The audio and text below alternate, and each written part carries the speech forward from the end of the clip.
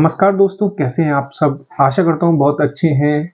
मैं अपना पार्ट 2 लेके आया हूँ ओसीडी पे। मैंने अपने पार्ट 1 में ये आप सभी को बताया था कि आखिर अगर घर में कोई एक्टिविटीज हो रही है और उसे ज़्यादा किया जा रहा है किसी घर के किसी मेंबर के द्वारा, तो इसे कैसे पता लगाएं कि ये कोई प्रॉब्लम है या ओसीडी है। तो आज पार्ट 2 में हम ये जानेंगे कि अगर ओसीडी है तो आज हम इसी के बारे में जानेंगे। देखिए, ओसीडी जब होती है तो ओसीडी के कई सिम्टम होते हैं, कई तरीके की ओसीडी होती है। ओसीडी में कोई एक तरीके की ओसीडी नहीं होती है।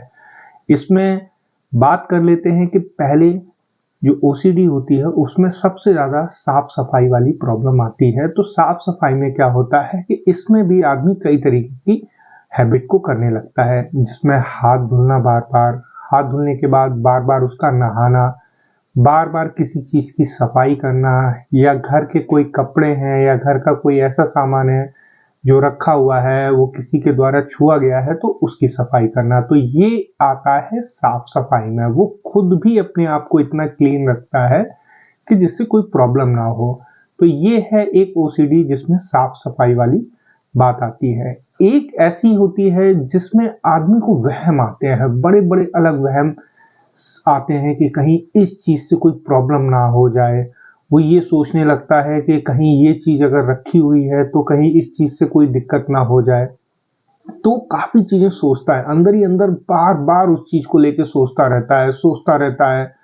अंदर एकदम उसको एक तरीके से समझिए कि एंजाइटी होने लगती है उस चीज को बार बार सोच सोच के। तो एक ये भी ओसीडी है जो किसी चीज के बारे में ज्यादा सोचना, जैसे कि वो भावनात्मक चीजों को सोच रहा है, भगवान से रिलेटेड चीजों को सोच रहा है। उसको ऐसा लगता है कि कहीं ऐसा कुछ ना हो जाए कि जिससे कोई प्रॉब्लम हो जाए।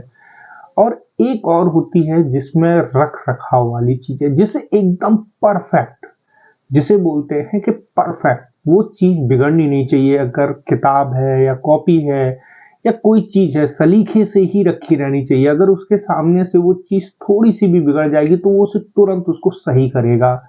ऐसे समझ लीजिए कि उसके सामने जो भी अगर कोई काम रखा हुआ है उसके द्वारा किया हुआ और वो जरा सा भी बिगड़ जाता है तो वो तुरंत उसको उसको फिर से उसी सिचुएशन में कर देता है और बार बार उसे संवारता रहता है। तो ये है एक तरीके से किसी भी चीज को बराबर बैलेंस करने वाली। तो ये भी एक ओसीडी में ही आता है। और दोस्तों, एक और चीज है कि बार बार किसी चीज को चेक करना। चेक करने में सबसे ज्यादा बहुत लोग डोर को, ताला चेक करते हैं कि ताला पड़ा हुआ है कि नहीं घर में। बार बार चेक करते हैं, बार बार गैस चेक करते हैं। गैस वाला भी सबसे ज्यादा प्रॉब्लम होता है, कहीं गैस खुली तो नहीं छूट गई है। बार बार वो एक जगह पे बैठे हुए हैं, फिर अचानक से उनको याद आ रहा है, फिर जा रहे हैं, फिर से गैस चेक कर रहे हैं। तो ये भी एक तरीके की हैबिट है जो कि बहुत ज्यादा प्रॉब्लम करना अगर शुरू कर रही है तो समझ लीजिए ये भी एक सबसे बड़ी प्रॉब्लम स्टार्ट हो गई है। और एक और जो सबसे बड़ी प्रॉब्लम है, आप देखते होंगे कि किसी चीज के बारे में बार बार सोचना। अगर घर का कोई सदस्य बाहर गया हुआ है तो उसकी बहुत ज्यादा चिंता होना, कहीं उसको कुछ हो ना जाए। क्या करते हैं ऐसी सिचुएशन में, बार बार उसे कॉल करके पूछा जाता है, आप ठीक तो हो, कोई प्रॉब्लम तो नहीं है। बार बार ये चीज पूछी जाती है उससे, फोन कर करके 10-10, 20-20 मिनट पे पूछा जाता है कि कोई दिक्कत तो नहीं है, क्योंकि वो बार बार उसको लेके सोच रहा है कि वो घर से गया हुआ है, कोई प्रॉब्लम तो नहीं है। अगर ऐसा बार बार हो रहा है तो ये भी एक ओसीडी के सिम्टम है। तो दोस्तों, ये ऐसे सिम्टम हैं, अगर ऐसे आपके घर के किसी मेंबर को हो रहा है तो आप बिल्कुल सीरियस हो जाइए, क्योंकि ये एक ऐसी प्रॉब्लम है कि इसमें अगर किसी को अगर एंट्री मिल गई है तो समझ लीजिए वो बाहर इतनी जल्दी नहीं निकलेगा। या आपको उसकी ऐसी हैबिट अगर दिख रही है, आपको ऐसा लगता है कि ये केयर कर रहा है बहुत ज्यादा, तो वो केयर नहीं है, उसको वो प्रॉब्लम हो चुकी है। अब आपको समझना है कि इस सिचुएशन से अपने उस फैमिली मेंबर को कैसे निकाले।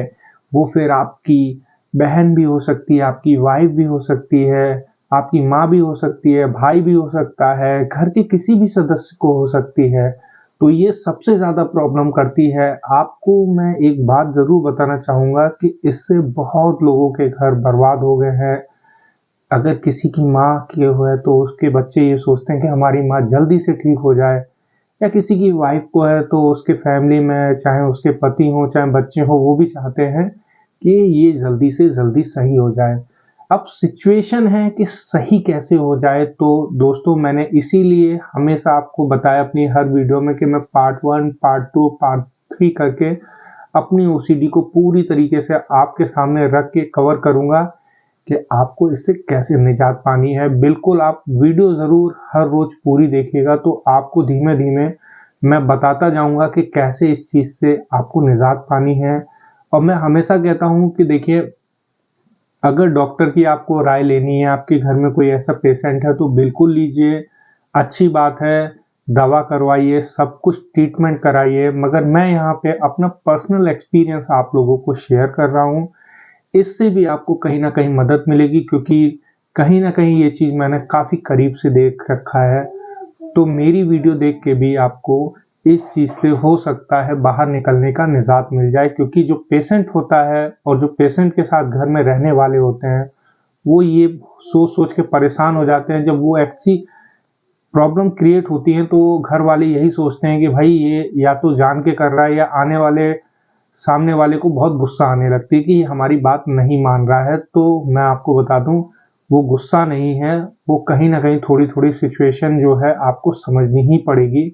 और वो कैसे समझनी है मैं अपने हर वीडियो के अपने सजेशन को देता जाऊंगा, आप समझते जाएंगे। और हो सकता है आगे वाले टाइम में मैं कुछ आपको एक्टिविटीज जो घर की हैं वो बताऊंगा कैसे करना है, जिससे आप उस चीज से अपने घर के जिस सदस्य को ये प्रॉब्लम हुई है बाहर निकाल सकते हैं। तो दोस्तों फिर मिलेंगे अपने नेक्स्ट पार्ट में, तब तक के लिए धन्यवाद।